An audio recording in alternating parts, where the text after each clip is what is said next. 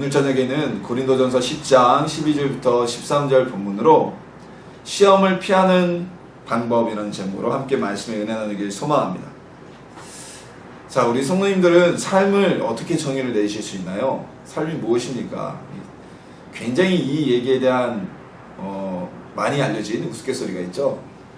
최일도 목사님께서 하신 말씀인데, 최일도 목사님이 다일 공동체를 운영하시면서 청량리역에서 예전에 노숙자들을 위해서 이렇게 무상급식을 하셨잖아요. 다루는 노숙자들이 모여서 하는 얘기가 있는데, 야, 삶이 뭐냐? 그러니까 한 노숙자가 그러더래요. 삶은 힘들고 어렵고 이러니까 옆에 있던 노숙자가 딱 한 말씀을 하더랍니다. 삶 놀고 있네. 삶은 계란이야. 라고 얘기를 하더랍니다. 자, 삶이란 게 무엇일까요? 여러 가지 이야기들이 있죠. 어떤 사람들은 이렇게 얘기합니다. 삶은 끊임없는 선택의 연속이다. 이것도 맞는 얘기입니다. 우리가 날마다 왼쪽으로 갈까 오른쪽으로 갈까, 이 일을 해야 될까 하지 말아야 될까. 신앙생활에서도 마찬가지죠. 예수님을 믿고 안 믿는 것은 역시 우리 스스로의 삶의 선택입니다. 신앙생활에서도 마찬가지입니다. 하나님의 말씀을 따를 것인지 따르지 않을 것인지, 또는 하나님께 기도할 것인지 나의 힘대로 살아갈 것인지, 모든 것이 선택으로 이어지는 것이 삶이라고 생각될 수 있습니다. 하지만 우리의 삶 속에서는 우리의 힘으로 선택할 수 없는 일들도 있죠. 자, 예를 들어서 가족은 나의 선택으로 이루어지지 않지 않습니까? 배우자를 만나는 것은 나의 선택일 수 있겠지만 내 부모, 그리고 나의 자녀들, 이건 내 선택으로 되는 게 아니잖아요. 선택하고 싶다면 다 금수저 집안에서 태어나고 싶겠고, 선택하고 싶다면 나의 자녀들을 선택할 수 있다면 다 무슨 장동건, 원빈, 우리나라의 여러 연예인들처럼 잘생기고 또한 공부도 잘하고 다 이런 사람들을 자녀로 삼고 싶겠죠. 선택할 수 없는 부분이 있다는 편에서 보면 삶은 선택의 연속이지만, 삶이란 것을 선택의 연속이라고만 정의하는 것은 또 이건 아닐 것 같아요. 그것도 이제 삶을 정의하는 대표적인 얘기가 이거죠. 삶은 투쟁의 연속이다. 자, 이것은 어떤 계급 투쟁의 역사라고 본 막시즘적인 시각이죠. 인류사는 계급 투쟁의 역사다. 가진 자와 가지지 못한 자들이 늘 투쟁하는 역사가 바로 인류사의 역사다. 그리고 개인적인 삶으로 줄여도 삶은 가난과 또한 고통과 나의 삶을 좀 더 향상시키려는 좋은 삶의 질을 갖기 위한 투쟁의 역사다라고 얘기할 수도 있습니다. 그런데요, 이것도 좀 완전한 정의라고 볼 수가 없는 것이, 우리의 삶에 늘 투쟁만 있는 것이 아니죠. 투쟁의 삶만 가지고서는 우리가 살아갈 수가 없어요. 가족 안에서도, 이웃 간에도, 때론 나와 다른 생각과 다른 위치에 있는 사람들과도 하나 되어져서 화합할 때 우리의 삶을 더욱더 풍성하게 얻는 것이 많습니다. 옛말에도 있잖아요. 사나운 강아지 콧잔등 성할 일 없다고. 투쟁과 싸움의 연속으로 보는 세계관을 가지게 되면요, 모든 것에 부정적이게 되고 모든 것을 싸워서 내가 쟁취해야 되기 때문에 어느 한계에 가면 벽에 부딪히게 되고 맙니다. 내가 도저히 싸워서 이길 수 없고 쟁취할 수 없는 것은 어떻게 얻으려고요? 불가능한 것이죠. 그래서 삶을 투쟁의 역사다라고 이야기하는 건 역시 완벽한 삶의 정의라고 볼 수가 없을 겁니다. 자, 이것처럼 우리의 인생과 삶은 어느 한 단어로 정의할 수가 없습니다. 때로는 우리가 투쟁도 했다가, 때로는 선택도 했다가, 우리의 인생 속에는 희노애락이 다 녹아져 있잖아요. 기쁠 때도 있고, 화가 날 때도 있고, 슬플 때도 있고, 즐거울 때도 있는 것, 이것이 우리의 인생입니다. 그렇다면 우리 크리스찬은 우리의 삶을 어떻게 바라볼 수가 있을까요? 성도들은요, 이렇게 바라볼 수 있죠. 우리의 삶은 천국으로 가는 여정이며, 또한 하나님의 은혜 속에 거하는 것, 이것이 우리 기독교인들, 성도들의 삶에 대한 정의가 아닐까 싶습니다. 그래서 우리가 하나님의 나라로 가다 보면, 천국으로 가다 보면 때로는 사단의 공격을 받기도 하고, 때로는 정말 주님이 인도하시는 푸른 초장과 쉴만한 물가로 인도되기도 하고, 때로는 정말 대단한 승리를 얻기도 하고, 어쩔 때는 고난과 고통의 깊음의 골짜기를 지나갈 때도 있는 것입니다. 이 모든 여정에서 우리가 이 삶 속에서 승리하고 나중에 하나님의 나라에 들어갈 수 있는 것은 바로 우리를 도우시는, 우리의 보호자 되시며 우리의 중보자 되시며 우리 인도자가 되시는 성령님의 도움을 통해서 하늘나라에 들어가게 되죠. 이 여정을 가지고 문학작품으로 만들어서 굉장히 잘 쓴 존 번연이라는 사람이 있죠. 그가 쓴 철로의 역정, 제가 중학교 때인가 읽어본 것으로 기억하는데요. 1부는 크리스천이란 남자의 천국으로 가는 여정, 그리고 2부는 크리스천의 아내였던 크리스티나가 천국으로 가는 여정에 대해서 쭉 기술한 내용입니다. 당시에 영국의 시대 상황을 비춰서 쭉 적었는데 우리의 인생을 그렇게 풀어볼 수가 있을 것 같아요. 우리는 천국으로 가는 여정입니다. 우리의 삶은. 자, 그러면은 우리의 삶 속에 때로는 사단이 공격한다고 그랬죠. 그리고 시험에 빠질 때도 있고 기품의 흑암의 골짜기로 들어갈 때도 있습니다. 성령님의 도우심이 함께 하심에도 불구하고 우리가 시험이 없는 인생을 살 수는 없어요. 그렇다면 우리가 어떻게 하면 이 시험을 가능하면 피해갈 수 있을까요? 어떻게 하면 이 시험을 빠르게 통과할 수 있을까요? 우리 오늘 말씀을 나누면서 함께 그 은혜를 나누는 시간 되기를 원합니다. 우리 시험이라고 교회 내에서 그리고 성경에서 이야기하는 것은요, 일반적으로 우리 성도들이 겪게 되는 어려움을 통칭해서 시험이라는 단어로 이야기를 합니다. 시험에는 여러 종류가 있겠지만 일단 이 시험의 의미는 무엇이냐면요, 시험은 우리의 믿음이 강하게 만들어 주고요, 그리고 우리는 시험을 통해서 하나님을 체험할 수 있는, 하나님의 은혜를 체험할 수 있는 계기가 되기도 합니다. 근데 이 시험 중에는 우리가 꼭 통과해야 될 시험도 있지만 때로는 피해갈 수 있는 시험도 있다는 거죠. 자, 어떤 게 그런 시험이 있을까요? 첫 번째로 우리가 꼭 통과해야 될 시험, 피해갈 수 없는 시험이 있습니다. 그 시험은 바로 우리를 강하게 하는 연단의 시험입니다. 자, 이 시험은요, 승급을 위한 시험이라고 보시면 돼요. 우리나라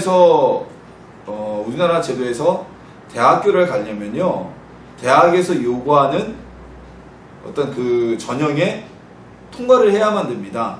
일반 전형은 수능을 보지만 요즘에는 특별 전형으로 일반 전형 학생들 이상의 숫자로 학생들을 뽑잖아요. 그럼 특별 전형이라고 다 넣을 수 있는 것이 아니라 경시대 입상자 특별 전형하면 경시대에서 입상한 내역들을 가지고 있어야 전형에 응시할 수가 있고요. 재외국민 특별 전형이라고 하면 그 재외국민, 보통은 외국에서 6년 이상의 교과 과정을 이수한 이런 조건이 달리잖아요. 그 조건을 가진 사람들만이 그 전형에 응시할 수가 있습니다. 수능을 보지 않고서는요, 제가 알기로는 특별 전형을 제외하고는 수능을 보지 않고서 대학에 진학할 수 있는 방법이 없는 걸로 알고 있어요. 제가 잘못하는 걸 수도 있지만 아무리 대학이 미달이 된다고 해도 당해년도 수능 성적이 없는 사람은 미달된 대학에 추가 전형으로도 원서를 제출하지 못하는 걸로 알고 있습니다. 그렇듯이 어떤 승급을 위해서는 우리가 꼭 시험을 통과해야 돼요. 직장에서도 그러잖아요. 직장에서도 승진을 하려면 승진 시험을 통과해야 되고요. 우리 목회자들도 마찬가지입니다. 목사가 되기 위해서는 목사고시를 통과해야 돼요. 교단마다 강도사고시로 통과해야 되는 것도 있고 목사고시를 보는 것도 있지만 이 목사고시가 그냥 가서 설교만 하고 이런 게 아닙니다. 우리도 똑같이 필기시험을 봐요.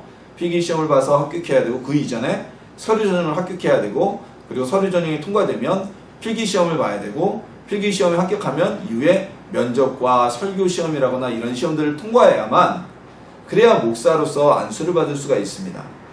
이 시험을 통과하기 싫다, 나는 그거 못하겠다 그러면 평생 그냥 목사가 되지 않고 전도사님으로 사역을 하게 되는 겁니다.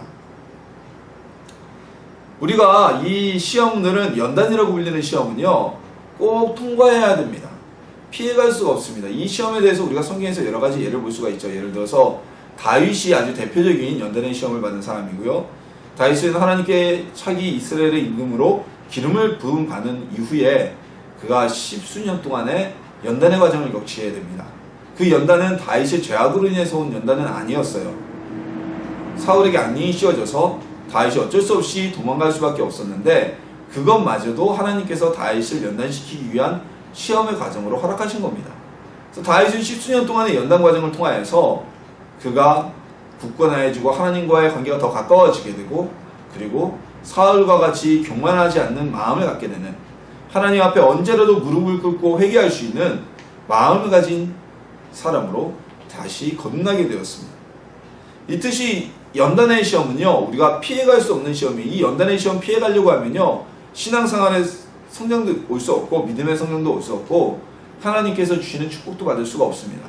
다윗이 만약에 하나님이 연단의 과정에 넣으셨을 때 그 과정을 거부했다면 다윗은 이스라엘의 왕이 될 수가 없었을 것입니다. 자, 그리고 두 번째 시험은 무엇이냐면요, 이건 바로 유혹입니다. 죄의 시험이라고 우리가 얘기를 하죠. 이 시험은요 얼마든지 피해갈 수가 있어요. 자, 이 유혹의 시험은요 말 그대로 사단이 우리를 유혹하는 거예요. 낚시를 할 때 낚싯바늘에 미끼를 꽂아가지고 물속에 이렇게 던지잖아요. 그럼 와서 고기들이 그게 낚싯바늘인지 모르고 딱 집어먹게 하려고 던집니다. 요새 플라잉 낚시도 많이 하는데 플라잉 낚시도 마찬가지죠. 미끼가 아닌 가짜 미끼를 던져놓고 막 이렇게 루어 낚시는 땡겨요. 땡기면 그 막 지나가는 게 물고기인 줄 알고 그걸로 유혹해서 고기들이 와서 덥석 물게 만드는 게 바로 낚시죠. 이 죄로 인한 시험은요, 사단의 유혹은요, 우리를 죄 가운데 빠뜨리려고 유혹하는 겁니다. 이 시험을 우리는 승리할 수가 있어야 돼요. 이 시험은 얼마든지 피해갈 수 있는 시험이에요. 자, 성경에 죄의 유혹으로 인한 시험이 무엇이 있습니까? 여러 군데 나옵니다. 대표적으로 한 군데를 예를 들자면 바로 요셉이 보디발의 아내로 인해서 당하였던 시험이 있습니다.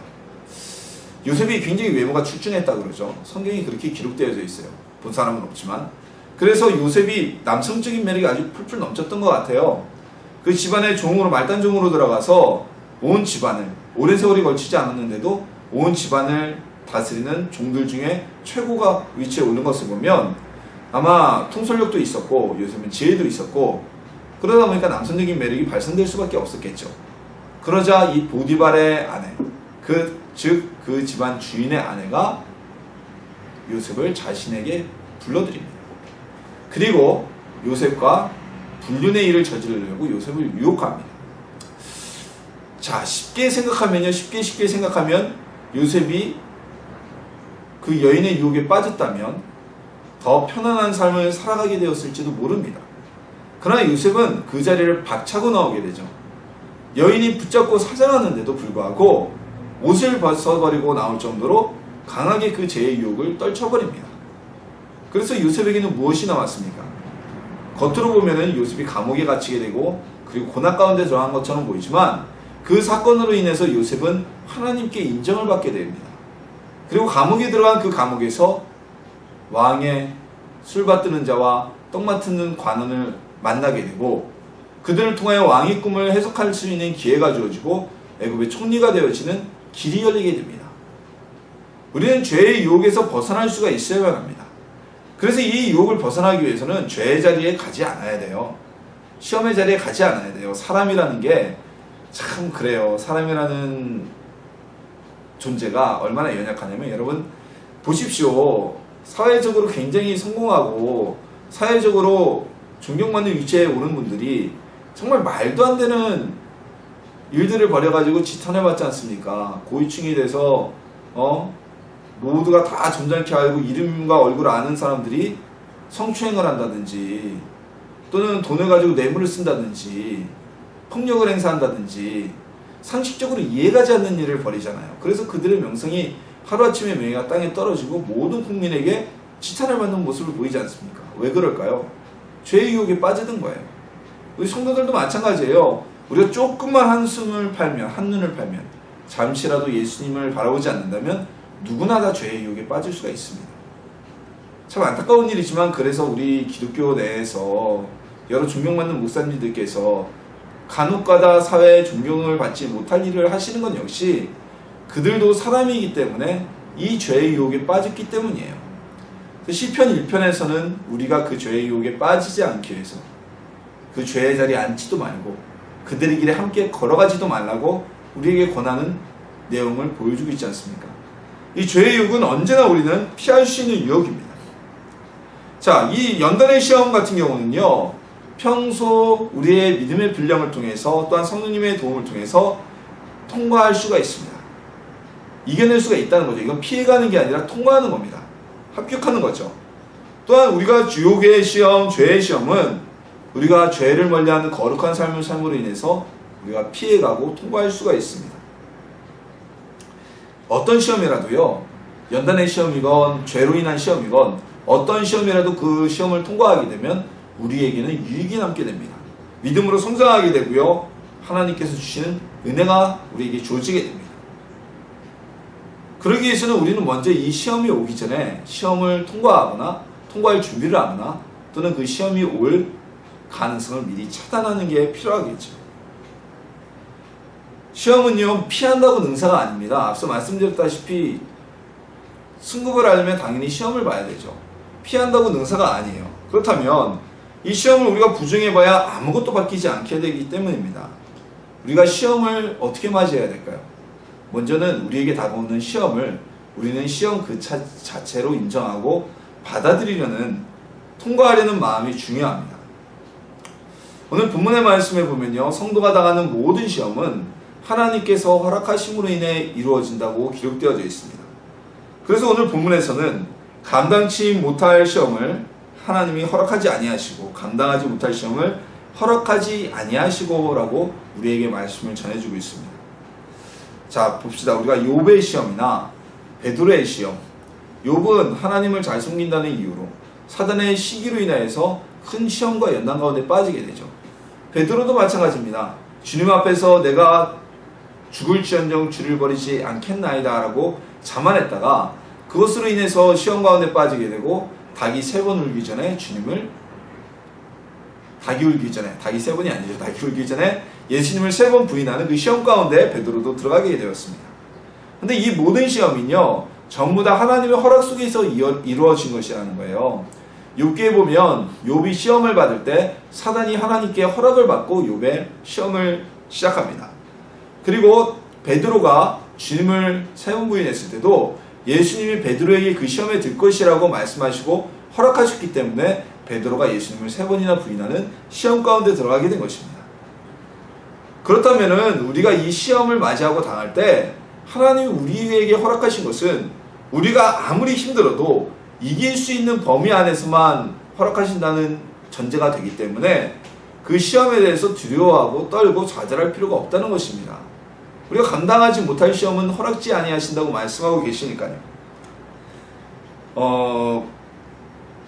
훈련소에 가면요, 각계전투 훈련이라는 걸 합니다. 그러니까 마지막 훈련병이 훈련 주차를 끝내고, 요즘은 배달의 기수 같은 걸 안 해서요, 이게 저기 고지에다가 고지를 찍게 하고, 진짜 산에 보면 가끔가다 나오죠. 막 출발선부터 총을 들고 뭐 분대 약진 앞으로 하면서 막 가면서 올라가는 게 있어요. 훈련이 있어요. 근데 그 훈련할 때 진짜로 TNT를 터뜨립니다. 옆에 뻥뻥 하고 막 TNT가 튀고 터지고 그러면 막 위에서 흙이 쏟아져 내리고 그러고요. 실질적으로 기관총을 사격을 해요. 녹음한 게 아니라, 녹음한 것도 틀어주지만 기관총을 실질적으로 사격을 해서 총소리를 훈련병들이 듣게 만듭니다. 정말 전장 상황처럼 만들죠. 하지만 아무도 그 총이, 그리고 옆에 터지는 TNT가 훈련병들을 죽이기 위한 것이 아님을 알기 때문에 총소리가 난다고 옆에서 폭탄이 터져가지고 흙이 쏟아진다고 해서 두려워하는 훈련병은 단 한 명도 없습니다. 애시당초 그건 나를 해할 수 없는 것이기 때문이죠. 내가 그 훈련을 받게 만드는 도구에 불과하기 때문에 아무도 두려워하지 않아요. 자, 마찬가지입니다. 우리에게 오는 어떤 시험이라도 그 시험이 우리를 넘어뜨리지 못하고 우리가 이기지 못할 시험이 없다는 것을 안다면 시험이 올 때 우리가 두려워하고 좌절하고 낙망할 이유가 없는 것입니다. 시험 때문에 힘들 수는 있겠죠. 어려움은 있겠죠. 시험을 좋아하는 사람은 아무도 없습니다.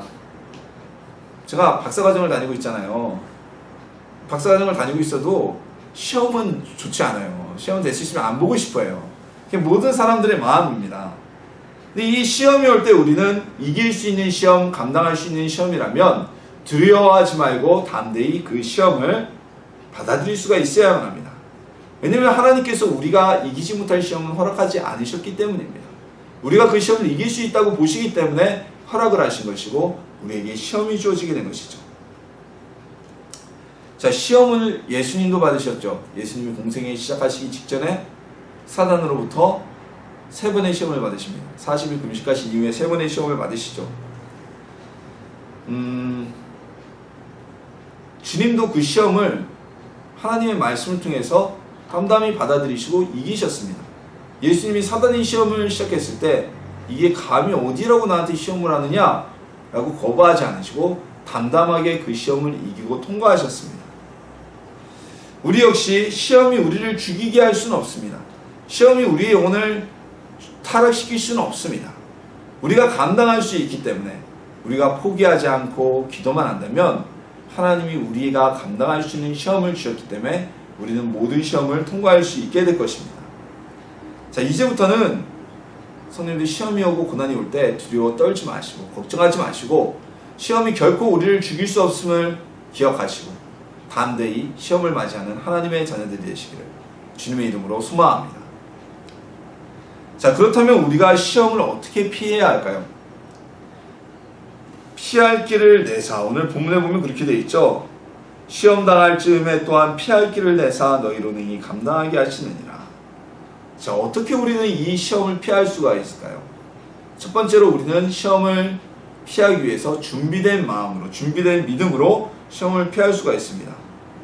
예수님이 하신 비유 중에 열처녀의 비유가 있습니다.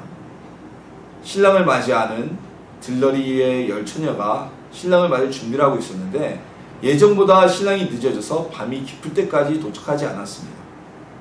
이 신부들은 등불을 들고서 신랑을 맞을 준비를 했어야 되는데 5명의 지혜로운 처녀들은 혹시나 늦을지 모르는 신랑을 맞이하기 위해서 여분의 기름을 준비했습니다. 그러나 지혜롭지 못했던 5처녀는 신랑이 일찍 올 것만 생각하고 여분의 기름을 준비하지 않아서 신랑이 올 때에는 나가서 신랑을 맞이하지도 못했고 그 혼인잔치 자리에 참여하지도 못하게 되었습니다.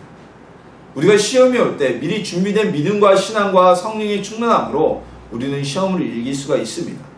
시험이 닥치고 나서 부랴부랴 움직이면 훨씬 더 어렵고 힘든 것이 있겠죠. 그래서 우리는 시험을 이길 수 있는 믿음과 또한 신앙을 위해서 미리 준비하고 성령의 충만함으로 체험을 받아야 됩니다.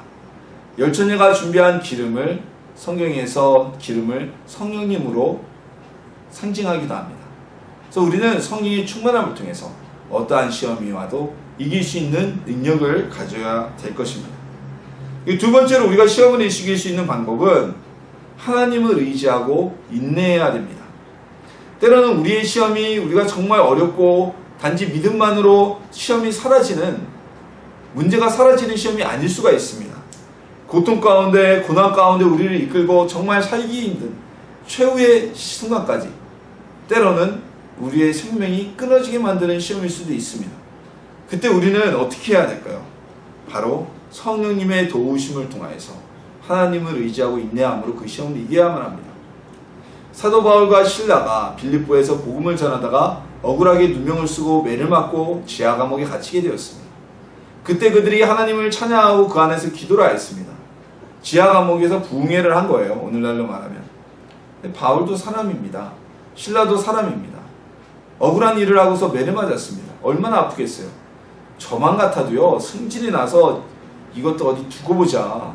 내가 왜 하나님 일을 하는데 귀신 들린 자를 쫓아졌는데 이런 억울한 일을 당해야 됩니까? 라고 분인할 줄 몰라요. 근데 바울과 신라는 찬양하고 기뻐했잖아요. 기도할 수 있었잖아요. 그것은 바울과 신라가 성이 군자였기 때문이 아닙니다. 그들 가운데 성령님의 도우심이 있었고 성령님이 그들이 감동하며 감사할 수 있는 마음과 믿음을 주셨기 때문에 바울과 신라가 그 자리에서 감옥에서 억울한 매를 맞고도 감사의 찬양, 기쁨의 찬양, 그리고 하나님께 기도를 드릴 수가 있었던 것입니다. 성령님의 도우심이 없이는 우리도 누구도 어떠한 시험도 이겨낼 수가 없습니다. 사람이 여러분 시험이 오는 게 아주 간단하잖아요. 때로는 어떤 환경적인 큰 문제가 닥쳐서 우리가 시험 오는 게 아니라 사람의 말 한마디에 우리가 시험에 들기도 해요. 누가 한마디 툭 던졌는데 그게 내 마음에 꽂히고 계속 괜히 생각나고 그 말로 인해서 부정적인 일이 점점 늘어나는. 최근에 곡성이라는 영화가 지금 상영 중에 있죠. 제가 그 영화를 보고 왔어요. 근데 그 영화 시나리오가 이제 그 영화들은 대부분 그런 영화는 우리 기독교적인 세계관에서는 전혀 상관없는 이야기입니다. 그걸 일단 전제하고 영화는 영화로 그냥 보시면 되는데 그 영화의 시작의 전제는 이겁니다. 의심하지 말아라.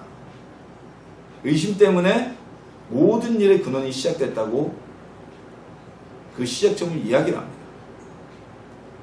우리가 하나님의 성령님의 도움을 받지 않으면 우리의 마음에 의심이 들어오게 되면 그것이 씨앗이 되어서 우리의 신앙을 넘어뜨리는 시험이 될 수도 있습니다. 또 반대로 생각하면 우리의 마음에 성령님으로 늘 의지하고 도우심을 받고 준비된다면 어떠한 일에서도 어떠한 의심도 사라지게 될 것이고 어떠한 시험도 우리를 흔들지 못하게 될 것입니다. 이 믿음이 있기 때문에 순교를 하였던 우리 순교자 선배들은 사람이 목숨만큼 귀한 것이 어디 있겠어요. 그러나 그들은 목숨을 잃어가면서도 신앙을 버리지 않고 그 시험에 넘어지지 않을 수 있었던 것입니다. 또한 세 번째로 우리가 시험을 이길 수 있는 방법은, 피할 수 있는 방법은 시험 자체를 피할 수 있어야만 합니다. 즉 이것은 죄로 인해서 우리에게 오는 유혹의 시험을 이야기하는 건데요. 죄에 빠질 수 있는 자리를 피해야 돼요. 그 건덕지를 만들지 말아야 돼요. 옛말에 우리나라 말에도 속담에도 있지 않습니까? 오야나무 아래서는 갓끈을 매지 말고 참외밭에서는 신발끈을 매지 마라. 우리가 죄가 유혹할 수 있는 자리에 가지 말아야 되죠. 죄의 자리에 함께하지 말아야 됩니다. 그것을 피하는 게 시험을 피할 수 있는 최대의 방법이죠. 악을에 가는 자리에 가게 되면요, 오염되게 돼 있어요.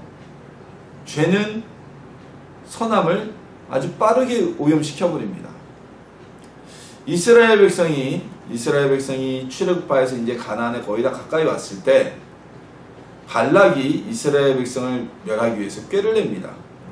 이스라엘 민족의 족장들을 불러서 초대하여다가 자신들의 신을 섬기는 그 제2의 자리에 함께하게 만듭니다. 그리고 그 족장들은 유혹을 받아서 이방 여인들과 성적인 문란한 행위를 하게 됩니다. 자, 왜 그랬을까요? 처음에는 발락이라는 왕이 선의로 이스라엘의 족장들을 초대했겠죠. VIP입니다. 우리 외교적으로 서로 싸울 이유가 있겠습니까? 하나가 됩시다 하고 초대했겠죠. 그 자리에 갔던 이스라엘 족장들은 처음에는 좋은 일인 줄 알고 쫓아갔을 겁니다. 하지만 그 뒤에는 발락이 꾀가 있었던 거예요. 당시 가나안 제2의 우상 제의의 핵심은 남녀 간의 성적 관계가 제의 속에 포함되어 있었습니다. 그러니까 고대 원시 종교들이 다 그래요. 어떤 남녀 간의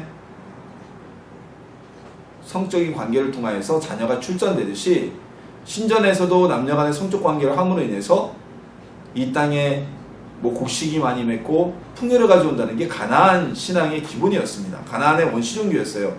그래서 그 제의 시간에 가서 눈앞에서 그런 모습을 보니까 이 이스라엘의 혈기망정한 족장들이 그냥 눈이 뒤집혀진 거죠. 그리고 그 여인들과 함께 악을 행하기 시작합니다. 하나님이 징계를 내리시죠. 그때 누가 그 징계를 멈추게 합니까? 비느하스가 일어나서 이방 여인을 끼고 자신의 천막 안으로 들어가는 족장 하나를 창으로 꿰어 죽임으로 인해서 하나님의 진노가 멈춰지게 만들었습니다. 그 비느하스는 그 자리에 갔을까요? 안 갔을 거예요. 가지 않았기 때문에 그런 행동을 할 수가 있었겠죠. 그리고 모든 이스라엘의 족장들이 그 가운데 갔을까요? 가지 않았던 족장은 자신의 마음을 지킬 수가 있었을 것입니다. 우리도 죄의 자리를 멀리해야 됩니다. 이 성도들이요, 이거에 대해서는 철저하게 우리가 선을 그어야 됩니다. 거룩한 삶이라는 것은 무엇이냐면요, 구별된 삶입니다. 그렇다고 세상 사람들과 우리가 사업하면서 이웃들과 불신자들과 어울려 살지 말아라 이런 얘기가 아니고요. 우리가 불신자들과도 함께 해야죠. 그들의 그래야 복음을 전하고 우리가 세상을 살아가는데 어떻게 우리 믿는 사람들끼리만 살 수가 있습니까? 그게 아니라 그들과 함께 하되 우리 성도들은 빛과 소금의 역할만을 감당해야 된다는 겁니다. 빛은 어둠을 밝히잖아요. 소금은 부패를 막잖아요. 그렇듯이 우리 성도들은 죄의 자리에 함께 섞여서 그들에서 오염되는 것이 아니라 그들 가운데서 빛의 역할, 소금의 역할을 감당하기 소망합니다. 우리 죄의 자리에는 함께 가지도 마시고 죄의 자리는 피하고 죄의 꾀는 따르지 않아서 유혹이 많죠. 남들은 다 저렇게 탈법하고 불법하는데 너만 그렇게 법 지키면 그게 손해 아니냐, 나만 이래도 되는 걸까라는 유혹이 우리에게 심하게 옵니다. 그 유혹을 이겨내서 시험을 피하는 성도님들이 되시길 소망합니다.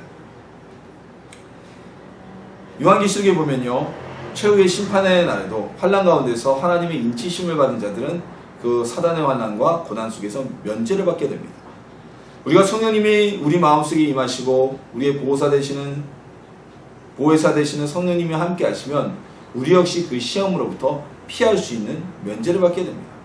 후에 시험이 온다고 해도 성령의 도우심으로 말미암아 우리는 그 시험을 통과하고 시험 뒤에 있는 상급을 받게 되어질 것입니다.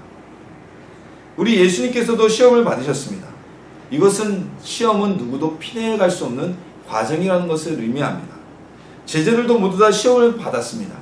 그들이 그 시험을 통과하면서 믿음을 지켰기 때문에 우리에게 복음을 전하고 오늘날 주님의 제자들로 사도들로 존경받을 수가 있는 것입니다.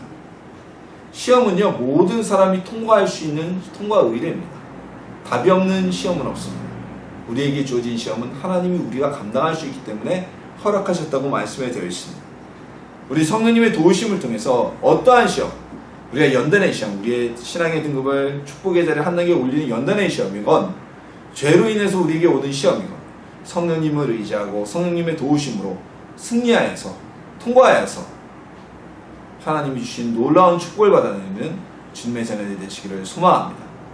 다윗이 자신의 시험 가운데 자기를 보호하시는 강력한 산성이신 하나님 가운데 피한다고 고백하였던 것처럼 우리 역시 우리의 시험과 연단의 과정에서 우리의 산성이시며 능력이신 우리 하나님 안에 피하여 그 시험을 통과하는 애살나무 쉼터교회 성도님들이 되시기를 예수님의 이름으로 축원합니다.